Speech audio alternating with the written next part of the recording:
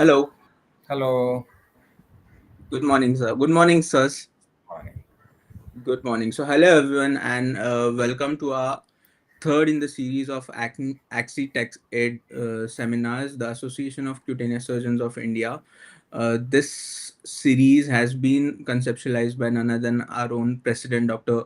T. Salim, sir, and the whole idea behind these seminars is to discuss about the non-clinical aspects of lasers. So how do you shortlist lasers? How do you decide which ones you want to buy? And once you have decided, then how to decide which amongst them do you want to shortlist and negotiate with the distributors with respect to the features of it, the uh, costs and maintenance of it. Today we are going to discuss about CO2 lasers and ablative lasers, and we have with us our president, Dr. T. Salim, sir. He has avid CO2 laser user, and also Dr. Sushil Tahiliani, sir, a very senior and respected dermatologist from Mumbai, India. Both of them are in private practice, and I welcome you, sirs. Thank you. So, the first two webinars that we did were on LHR devices and the Q-switch NDAC device. And today, what we are going to do is about CO2 lasers and also how to distinguish CO2 lasers from erbium YAG lasers. So, sirs, thank you so much for joining in. If you can just briefly talk about CO2 generals and lasers and where do you use it, what your opinion about the CO2 laser is, and how important it is for everyone to use it in their practice and where all they can use it. So, we can start. Sushil, sir? So actually, I have used it for more than a decade. It all started with a trial I had to do for luminous on ultra pulse, and that got me going because I realized it's a very useful tool. And we all are dermatologists. When I started 4 decades ago, dermatologists were mainly dermatologic physicians. Now we all are dermatologists with dermatologic medicine and dermatologic surgery as well as laser surgery. And we all agree that there are many conditions where we don't have medical treatment. So you have to break the barriers and offer patients something more. And CO2 laser is a very useful tool with that in mind. I started using it for acne to begin with, and I essentially used for acne scars. Then I evolved and I started using it for hypertrophic scars and keloids, and I have been using it for photo aging. And sometimes the patient insists on and they want their striatrophicons to be a little weaker, to less conspicuous. I may sometimes offer them CO2 laser.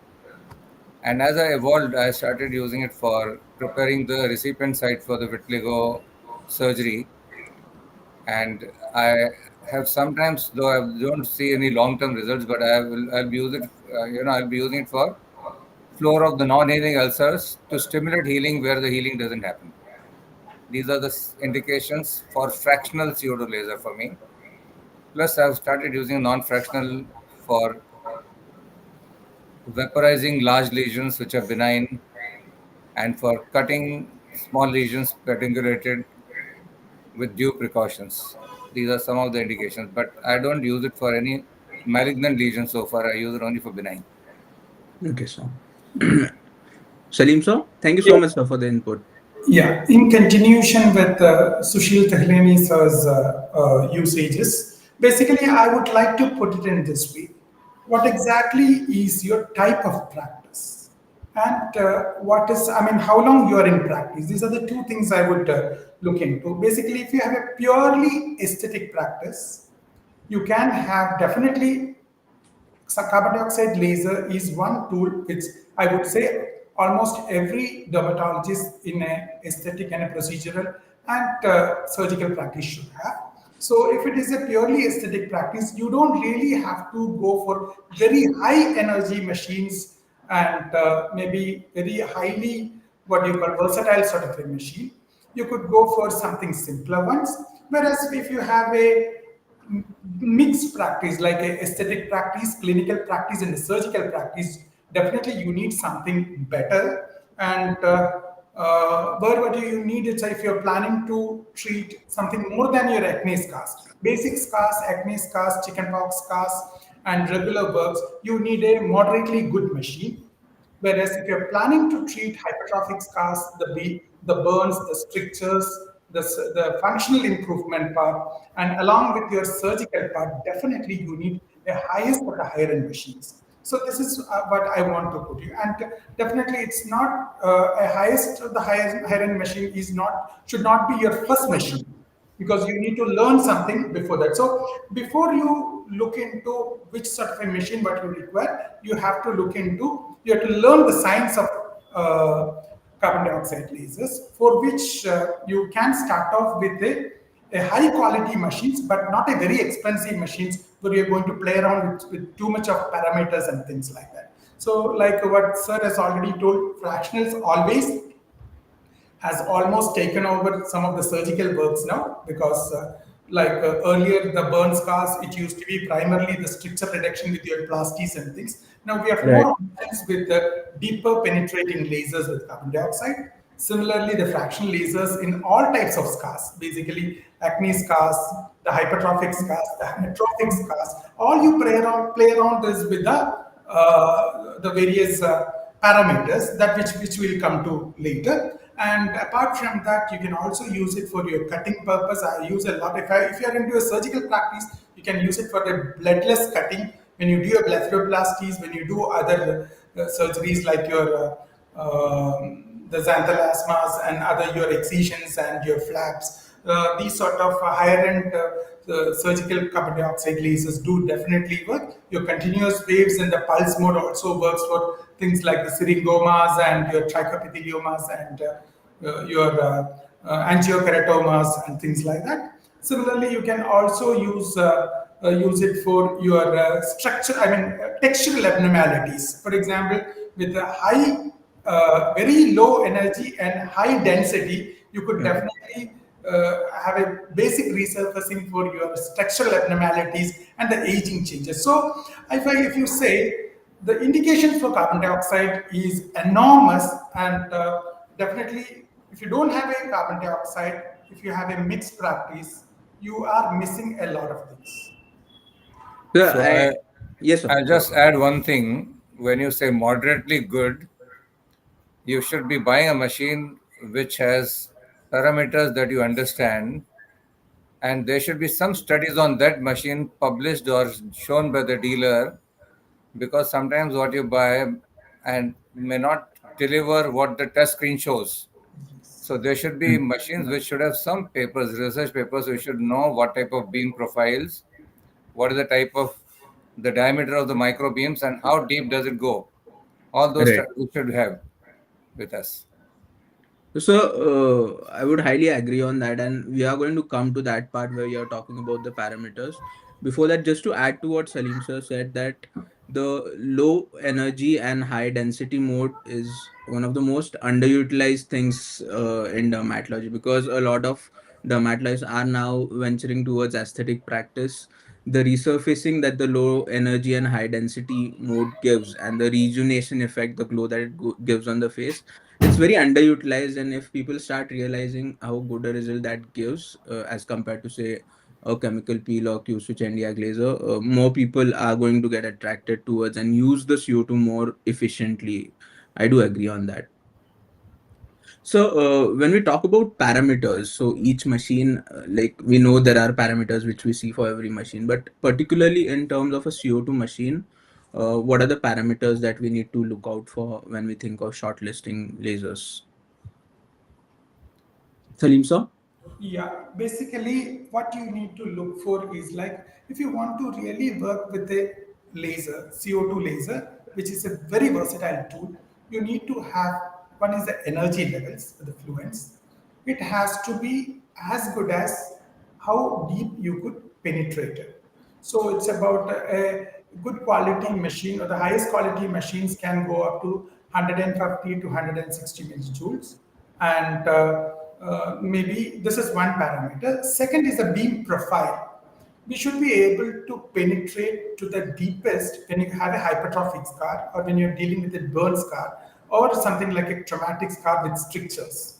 So most of the highest machines would penetrate up to 4,000 to 4,500 microns nowadays. So this is what is required. So it goes as deep as that. And there also you have to play with your beam profile and the beam size. So Right. if you try to penetrate up to 4,000 microns, and if you go with a very thick beam, it's going to hypertrophy further. So you need to know how to manage this. So you have to have a very thin beam which could go very deep, and this is where the things work for hypertrophic scar. And So the how density, what is the thickness of the beam that should be like when you talk about the thinnest? yeah, Ideally, in what range? In what range? it can be around 60 microns or 100 microns, something on that part. And moreover, the density is something which you need to look here at that. Not just the beam size as well, the density. Whereas, like Dr. Dhanraj told before, and what is slowly coming up is the resurfacing with the high density, low energy levels. But the density is up to around 50 to 60% which you could go. Whereas here the density when you treat your hypertrophic scar very deep is just 1% to 5%. Right. So we don't go beyond 5 to 6%, and most of the on an average we go up to 3% in majority of those cases. So when you start increasing the density there, you're going to hypertrophy those areas further. So you need to know this particular. So one is the density, one is the beam size, one is the energy, and the fourth one I would say is the level of penetration.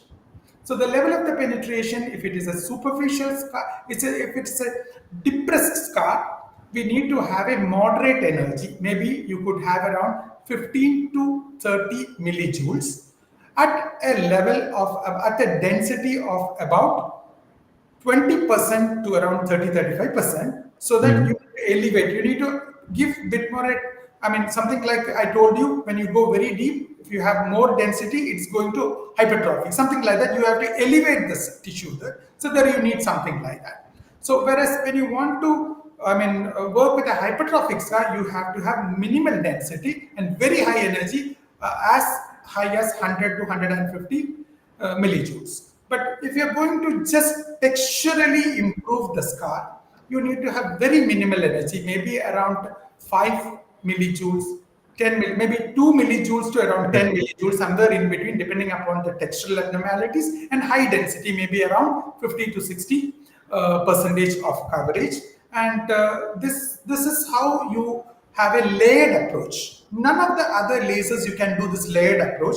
So here, what the beauty of this particular carbon dioxide lasers are that you can have different beam profile to hit different levels to correct different types of scar. So if you have an acne scar, you might not have to penetrate up to this 4,000, microns. You might Right. have to penetrate at the maximum up to 700 or 800, which is a maximum. So Right. you will be able to work with a machine which even don't have a penetration level of up to 1,200 as well. So these are the parameters which would work here on a like in terms of carbon dioxide lasers. So what So, about, yes, sir? so he has covered everything, but as a rule, people should understand that if you are going to go deeper, use a machine with more power, more fluence, and less pulse density, because you can also Duration, sir. play around with the pulse width. But pulse width should be in microseconds, because machines will go into milliseconds, but you should always play in the microsecond mode. Right. And with the Longer pulse width with same fluence, you can go deeper, but you'll cause more coagulation. So therefore, you should always try to use more fluence and reduce the pulse width so that you cause more coagulation, more penetration and ablation, less of coagulation. So pulse width is one more thing to be kept in mind along with, yeah. Yes. So there's a lot of confusion or misinformation when it comes to referring to a CO2 laser with ultra pulse modes. So can you discuss a bit more about all of them say our machine has an ultra pulse, our So, machine has an ultra pulse or super pulse in some lasers. So can you just discuss more about this so and where this came from? Exactly. Actually, this is, you cannot call it as a ultra pulse mode in all these machines which they really claim about. So basically, ultra pulse mode, I would say that there will be less than two or three machines which are, I mean, the pure ultra pulse based mode. Not more than two or three machines have that sort of a thing. So what's And a pure ultra pulse? yeah, of which the most prominent, the ultra pulse mode, which I mean, the most the highest energy machine and the most technically solid machine is the luminous ultra pulse, which has come up, and the particular technology is there for almost say now around 18 years plus, now 18 to 19 years, and over the period they have also increased, I mean refined the technique as well. So initially we were only able to have two different modes of depth. Now they came out with a newer technique called ScarFX, which has already have a lot of publications, including in some of the consensus guidelines as well. The 2013 they came out with, 2012 they came out with the 2013 they came out with a ScarFX technique, which would go much deeper with very high energy. And when this particular thing also came in, the concept about the management of the scars have totally changed. So if you want to work with a Paka ultra pulsed mode, you need to have the penetration levels and you need to work with the energy levels to work at this level. Unless otherwise you cannot penetrate to certain extent with this particular ultra pulse mode with a pliable penetration depth, the beam profile and the depth of penetration, there is no use at all. So wherever you see, wherever they claim to have, even the Chinese machines and some of the Korean machines which comes with the ultra pulse mode, they say that these are all static parameters. So these static parameters usually doesn't really work for all scars in the same way, and the depth of penetration is also very minimal compared with the very higher end machines, including the Deka has also come up with another machine now, which is also going into much deeper levels, even though if it's not as comparable with your the parent ultra pulse part, but definitely there are more technologies and more areas where they can also combine two or three different levels of lasing in a single session, which is not possible with your ultra pulse machine. So this is the way I would put it around. I think Tahiliani sir can add on to that. So Yes, sir. the word ultra pulse is patented, but similar features are offered by other machines. It's like saying champagne. So other people making equally good bubblies cannot use the word champagne. But Right. in short, we are trying to say that you are going to use a machine which will have a very fine beam, micro beam profile, and you will have a very short pulse width. For example, my machine, which is by Deka, can go up to 70 microseconds, Right. and it is a micro beam which is again 70 micromillimeters in diameter in a mode called HP mode. And with that machine, as well as a machine from Korea, I think there are studies to show that it goes up to 2 millimeters easily if you choose the parameters correctly. 4 millimeters you will be needing only for hypertrophic scars and keloids, nothing else. Right. So I think when you, if I remember correctly, the ultra pulse is 100 microseconds, which Luminous had patented, Yeah, and yeah, now there are machines in that range which can do it, but they can't call it ultra pulse. correct. It would do the same job. With the Luminous machine, I think along with the pulse duration, it is also the depth to which it can go, where, like you said, in hypertrophic scars and burn scars is where we require it. Otherwise, for general indications, that's not much of what we require, is what I've understood. So when we go on to ablative lasers as such, and the first thing that people usually come and get stuck at when they talk of ablative lasers is whether I should go for a CO2 laser or a OBME YAG laser. And there are 2 points with respect to this which I want to discuss. But before that, Sushil sir, how would you decide between a CO2 laser and OBME YAG laser? So the conventional erbium YAG laser goes very shallow, so it's more for aesthetic indications and it causes ablation, not much of coagulation. Now they have modified the machines, the new ones. But whenever you need collagen remodeling, you need to have some coagulation also, not just ablation. Therefore, if I had to do a genuine indication for, say, atrophic scars, then it is believed that you have to take five passes of erbium YAG to achieve the depth of one pass of CO2 laser. Because you go that much more with CO2 laser in contrast to the erbium YAG laser. So erbium YAG laser will be when you are looking at lesions close to skin surface and you're looking at more of fine lines and aesthetic indications, whereas for all the other indications, including the benign growth, pedunculate and sessile, I think CO2 laser is a machine to go to. In a simple way, I would say that if you want a safe practice, safe aesthetic practice where your junior consultants are working on, go for erbium glass or erbium yak sort of a thing, which might not cause much of damage, much of not much of results as well, but you're in a safe. Whereas if you want to really work a little more in aggressive, maybe like Sushil sir told, like more of scar-based things and treatment, where you are doing your work, or a people or one of your consultant who is really interested and who is trained in that is doing it. Definitely, ultrapulse. I mean, sorry, the carbon dioxide laser do have a edge over there.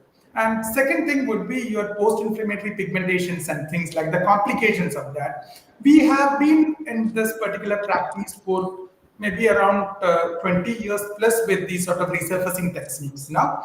And we have learned how to manage these post-inflammatory pigmentations as well.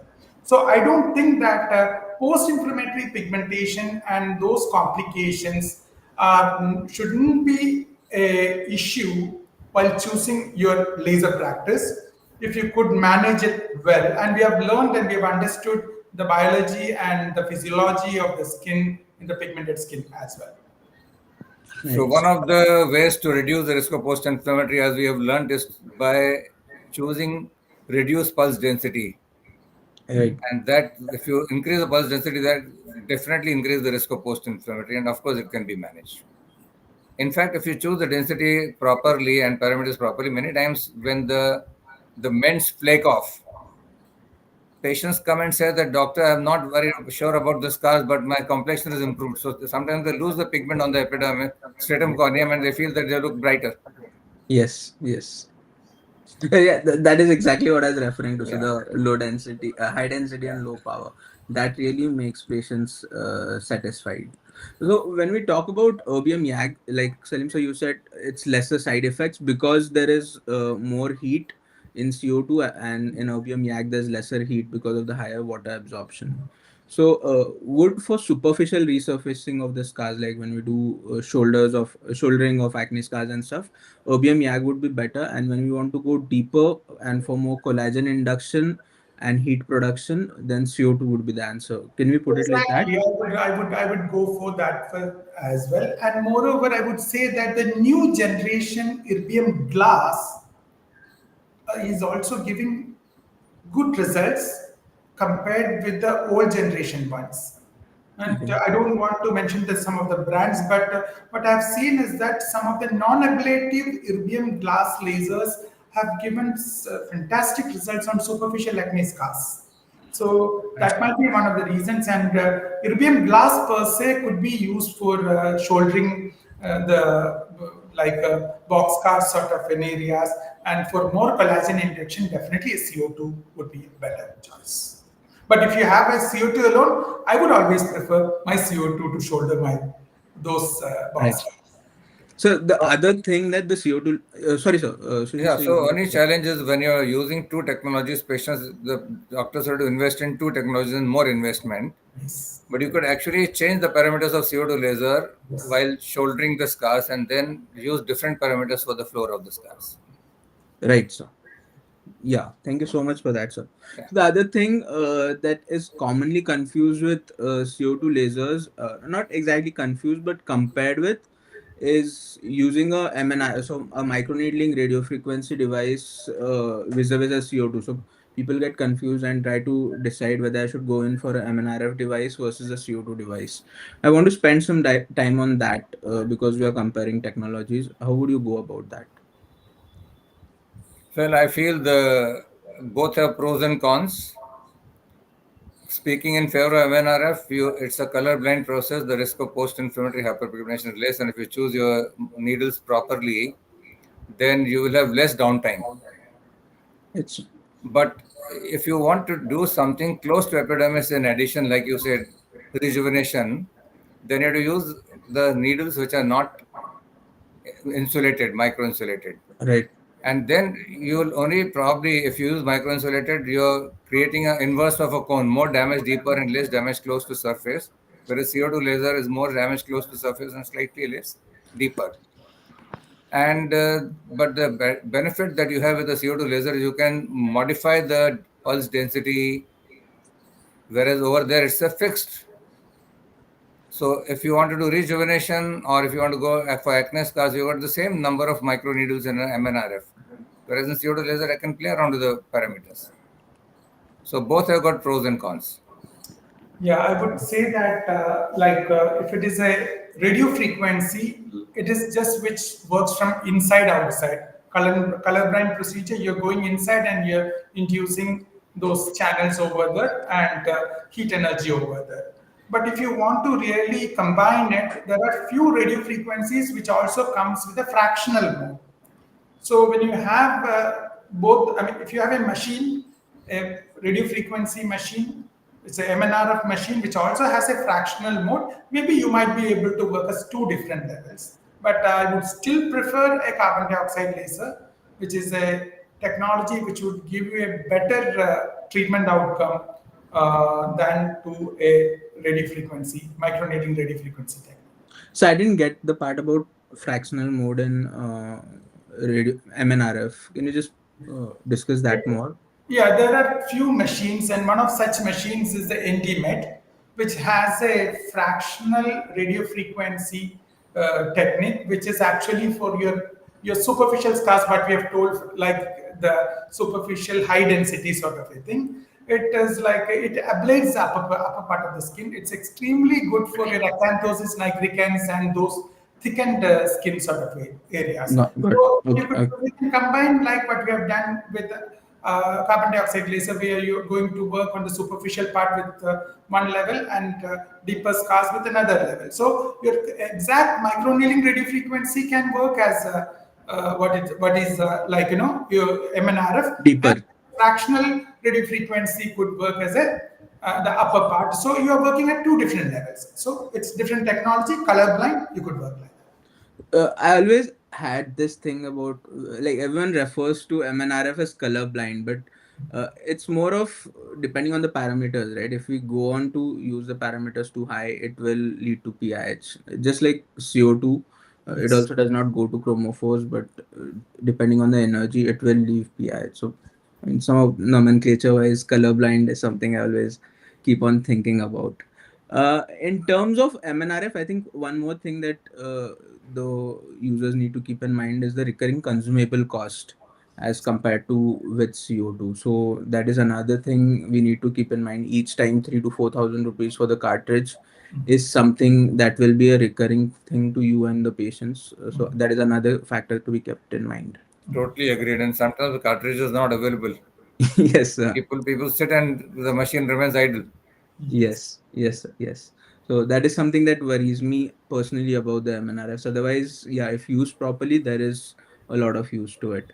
When we go on to think of CO2 and parameters, what are the, like, very briefly, what are the important parts that are involved in a CO2 machine, and what do we need to look for when buying, like, a RF excited tube versus a gas tube, and what are the differences practically when we use it? What, how does this affect the practicalities of treatment?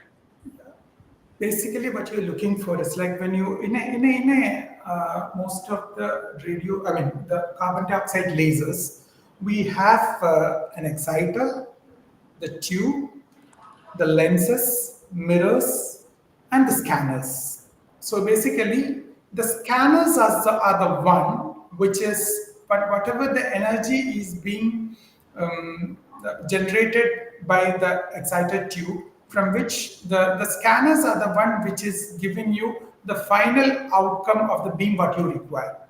So, in case of one of the technologies, they have scanners at three different levels. So, one of those scanners would work with this high density with low fluence, where you can still play around with the various density part, the shape of the like So beams. you can take company names because this is specifically about Okay, what, fine. how to So choose, so if it I becomes say that, easier. for example, if you take it from luminous, you have ultrapulse and acupulse. So ultrapulse would be something on a very high end, acupulse with the medium level machines. So in these two machines, they have scanners, but these two scanners work in a different way because the tubes are different, the energy generator is different. So if I talk about ultrapulse, luminous ultrapulse, it will be like they have something called active effects, which is the scanner. The scanner would work at the superficial level.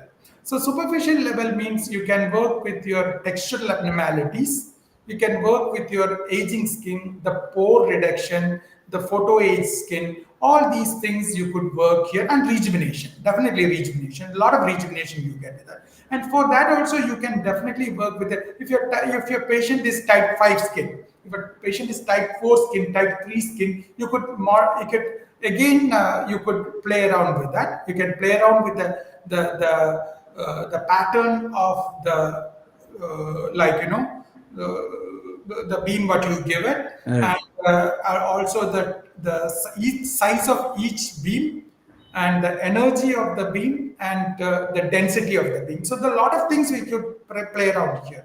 So Right. these are the things which we need to look into when you have an, and these scanners are unique with some of those companies. Like Deka also has a similar thing, and there are a few other companies who also have got similar things. So another thing would be like when you want to deeper penetration, you have called something like deep effects. So there you have a different scanner. So where you could go, maybe the energy levels from around 0 to around 650 to 60 millijoules, and the penetration and your percentage, your density could be worked on, and the energy also could be worked on. So energy could be worked on, the depth can be worked on, as well as the density could be worked on. So this is it. If you want to go for the next one, it is something called scar effects, which goes too deep on this thing. So scanners are one of the things, and many of the machines with a, I mean, low cost machine or a medium cost machines do not have a playable these sort of scanners where it's a fixed that scanning part is a fixed ready-made fixed for majority of the cases do have something fixed for the Caucasian skin, not for the pigmented skin. So this is one thing. Second thing is about the exciter, actually the tubes. The ultrapulse is expensive because of the tube, actually. Exactly, the tube itself will cost somewhere around 20 lakhs plus. So this is something, and that is why the generation is low. That, and the mirrors which is being used, the So lenses. what is this difference between the RF excited tube and the DC excited tube? So there are these two types. So how does it practically affect in the working or the use of machine, or does Can it really matter? And yes, sir. It the does. R yeah, Yeah, yeah, sir. please, yeah, Please. please. The RF excited tubes will be able to generate more power than the DC excited, and the chamber, the tube should be stainless steel and not glass. That is another thing, because if there's a glass chamber, it cracks very often, and that's a recurring expense. A Right. stainless steel chamber is a more sturdy one. Mm-hmm. Of course, the standard articulated arm versus the fiber optic arm is only because the CO2 laser is absorbed by the silica, by the glass, and therefore you can't have a fiber optic arm, and therefore you have an articulated arm with properly aligned mirrors. Mm-hmm. That's it. And scanner versus a lens which fragments the same beam. Right. So you have to be sure that you're not using a lens that fragments the beam. You have to use a scanner which will take the same beam everywhere. So the energy in a fragmented one, which is with lens, you Mm-hmm. are dividing the energy to multiple small micro beams, and therefore you can't deliver enough energy per micro beam. So Right. you have to see, these are few things to be kept in mind.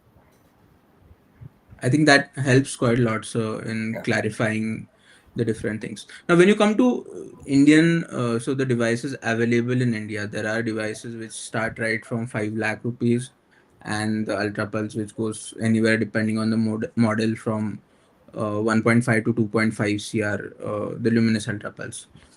How do these machines vary? Like, how can someone decide whether they want to go, what they want to go for, and what is the practical difference in it? So we understood that for hypertrophic or keloid scars, it will go deeper, the luminous ultra pulse. Apart from that, for everything else, how much difference does it make practically, and what should we be looking for?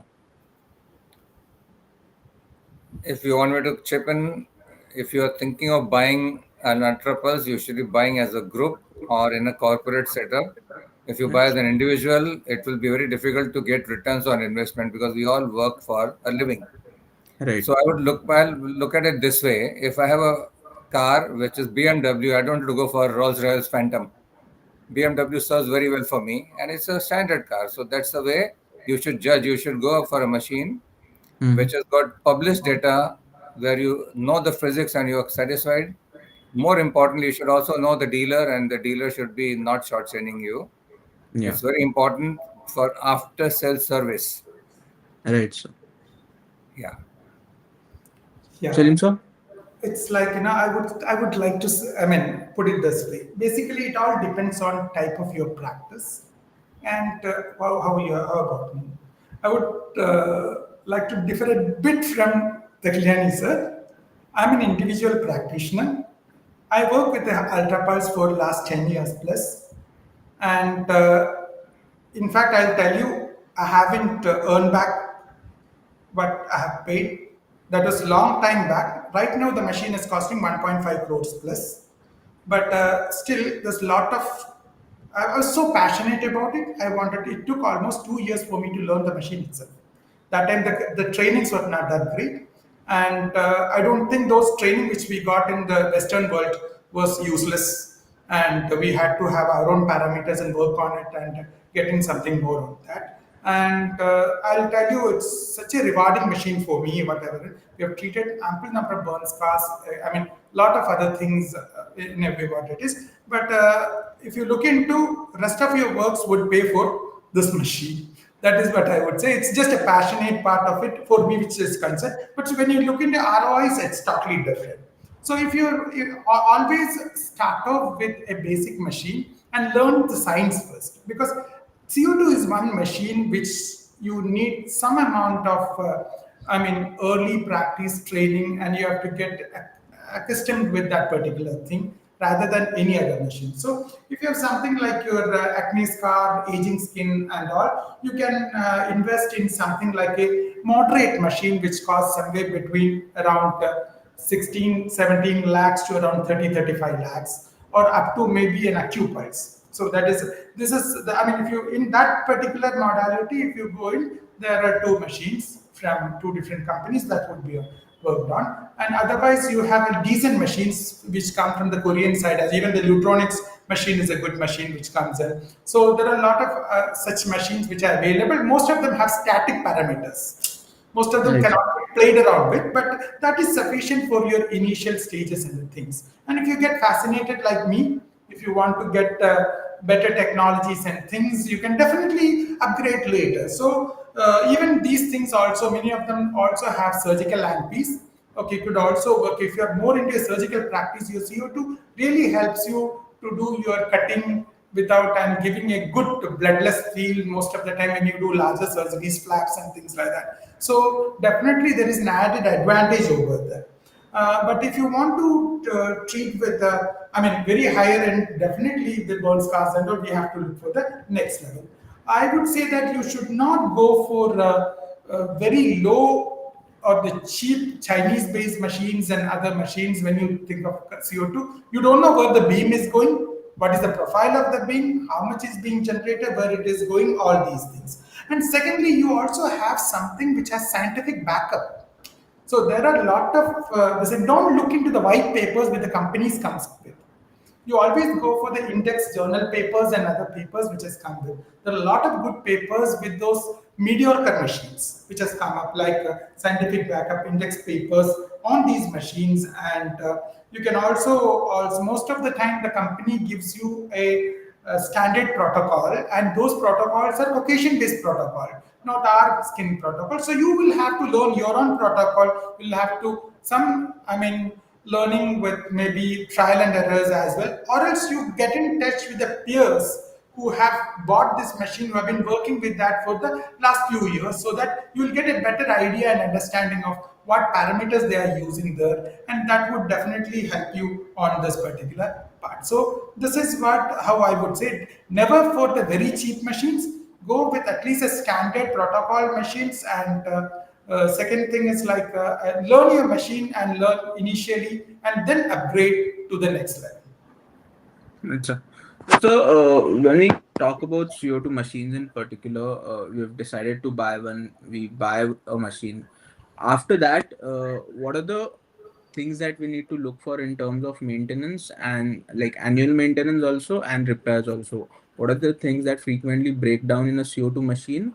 And when there is an annual maintenance going on, what are the things that have to be seen when the person comes for the AMC?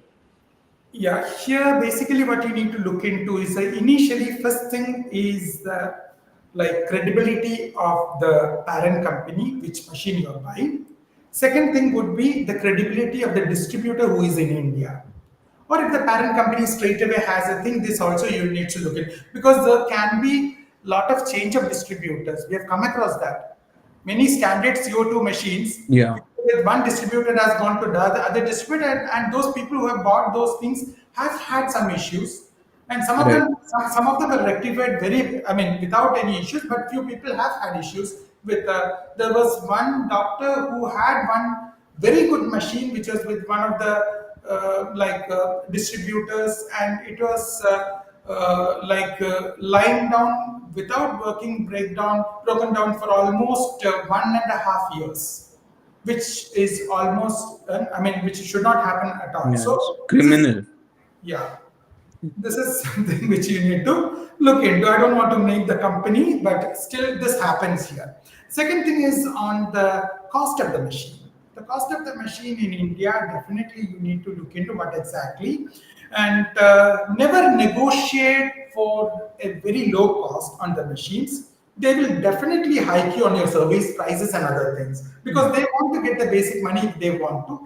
So it should be always trying to get the best thing out of the rest of the thing other than but you should not be paying something more than what others are paid, but it should be something at a nominal price. But don't try to, if there is a selling, if they're selling a machine to almost 50 to 60% people at around 30 lakhs, if you want it at 25 lakhs, means definitely they will charge this 5 lakhs somewhere else. So Yeah. there's no point in doing that. Never ever do that sort of a bargain on your cost. Instead, what you should do is like with on the services. So look into if they have enough number of service engineers.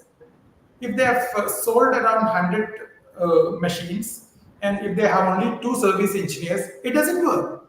So if you have Yeah. enough people to take care of it, if you have a breakdown within about 48 hours to 72 hours, if there is somebody to come and inspect your machine and give you what exactly is the thing, you need to look into that part. Next thing would be like you need to look into if there is any. How much time it would take, how many days it's going to be out of use, sort of. So I don't think most of this higher end CO2 based machines do have a spare machines with them to help you out. So it's almost out of question.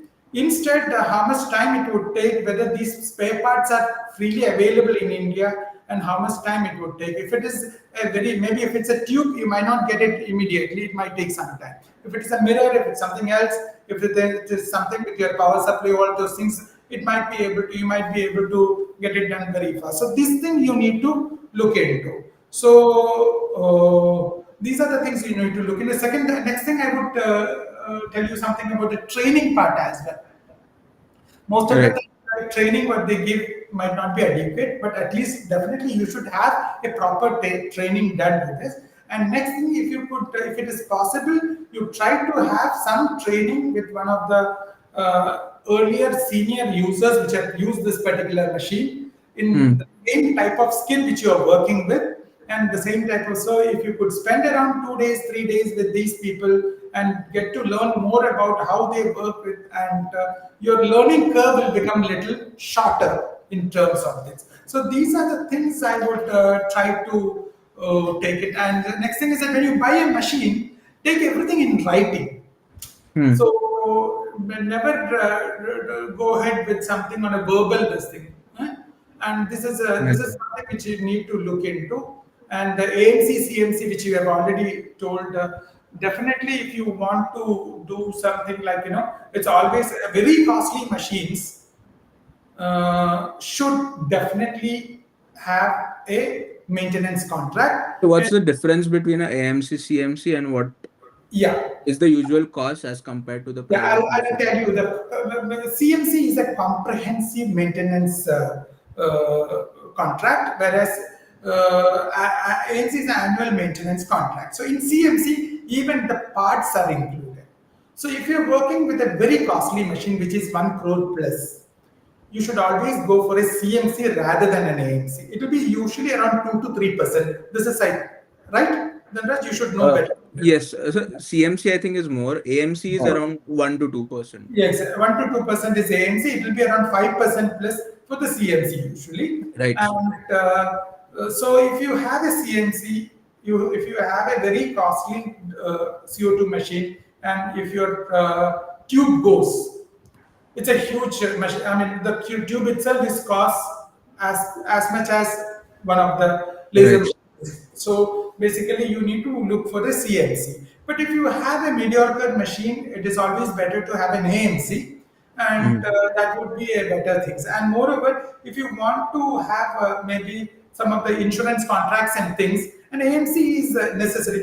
And also, if you want to have a bank loan, if you want to have a bank loan from a nationalized bank, there also you need to have an AMC. So definitely a maintenance contract is also required here. Can I Sushil sir? put in? Yes, Yeah. sir. So along with that, you have to insure the machine also.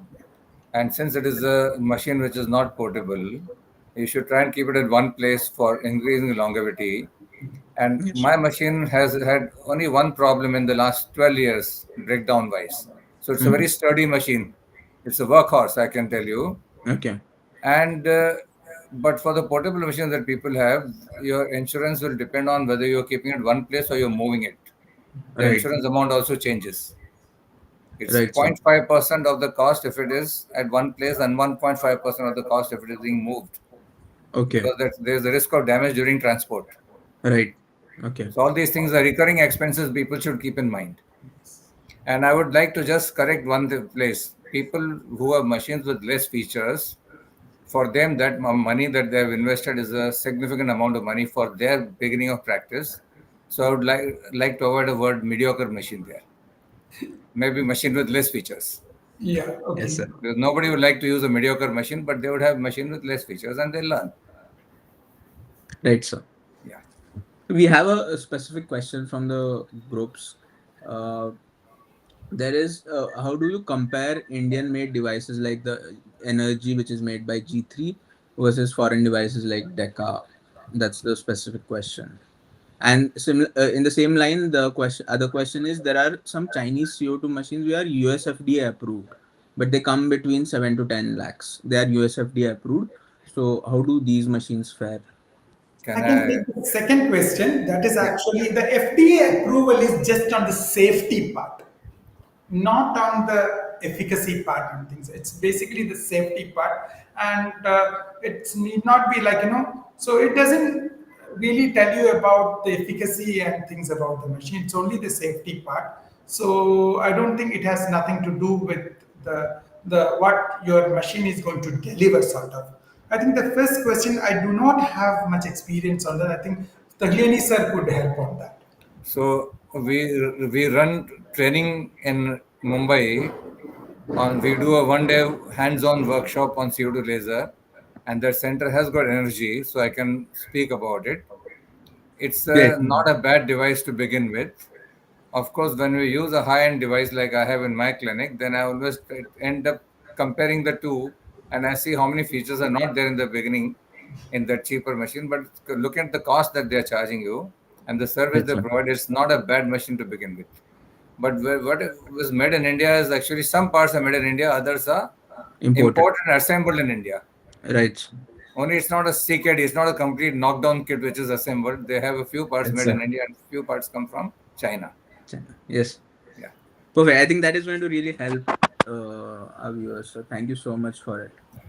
There's one question which compare it with subseasonal RF. I mean, not really comparable to CO2, but Salim, so if you can just quickly answer that part. Substitution RF with the CO2. The CO2, yes, sir. Yeah, definitely. We have been, if you have a CO2 machines, you can combine it with the basic. At least car management is always of combinations. You can have a simple plain substation instead of having a substation RF along with Right, your sir. regular CO2 machine. So I would prefer that rather than going for just a substation RF alone. Perfect. Thank you so much, sir, for discussing this. There's a question about metal tube and RF tube. We have discussed that, so I'm going to skip that. Uh, RF tube and metal tube are actually RF is not a tube. RF is a RF source of excited. energy. Yeah, RF excited versus direct current excited. Tubes either metal or glass. class. Yes, sir. And you covered that, Yeah. sir, in between. Thank you so much, sir. Anything else that you want to add with respect to CO2 or ablative lasers? So it's a learning curve when you buy a machine like Dr. Salim said, my friend. You are doing new things all the time, and that excites you because there are some things you plan to do which you have never done. Only thing is we have people don't document it well and we don't publish it. So it always becomes our experience and not printed material. So I Right, sir. think we should all learn to document it well. Right. I have a friend who's a plastic surgeon who with the CO2 laser, he does undermining of the, he says that he has stopped buying scalpel blades.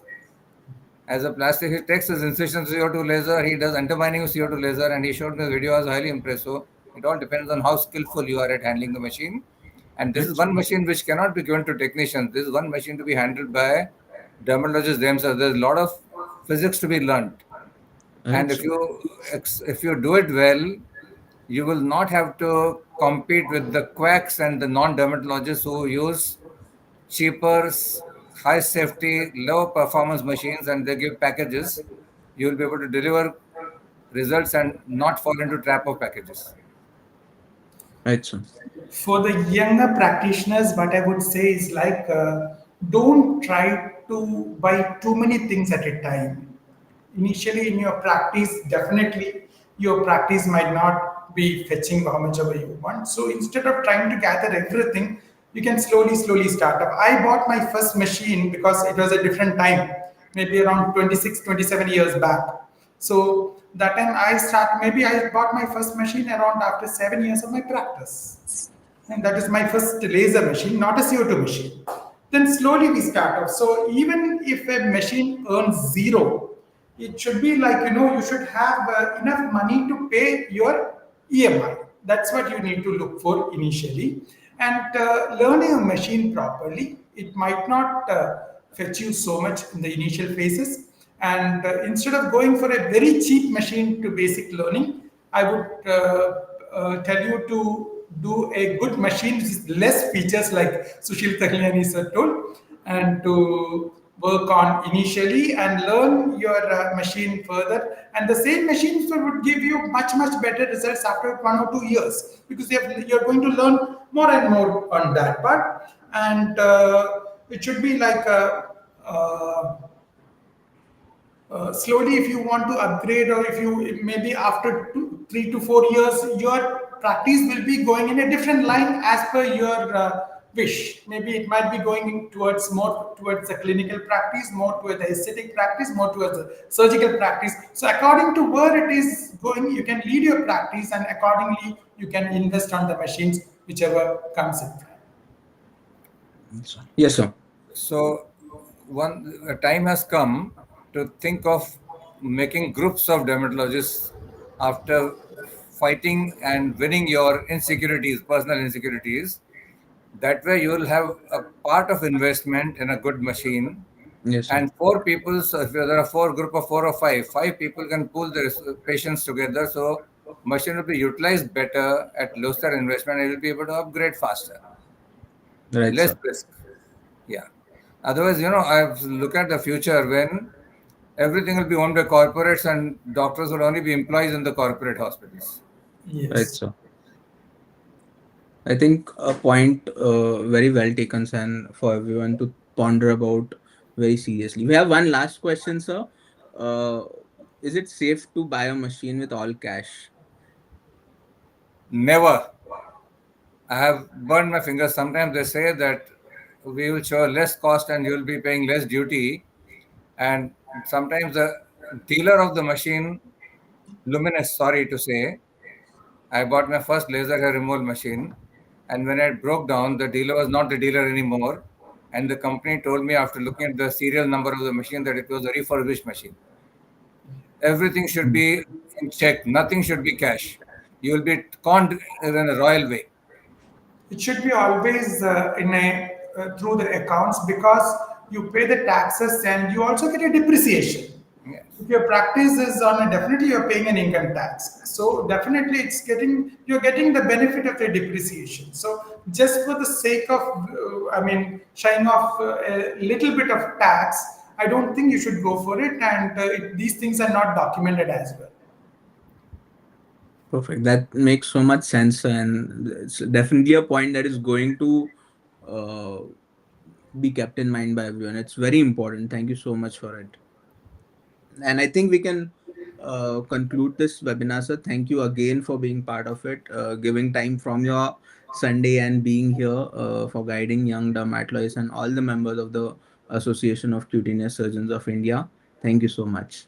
And I'll also thank ACSI, I'll thank Dhanraj, you, and I'll thank Dr. Salim for illuminating me so much. I enjoyed myself.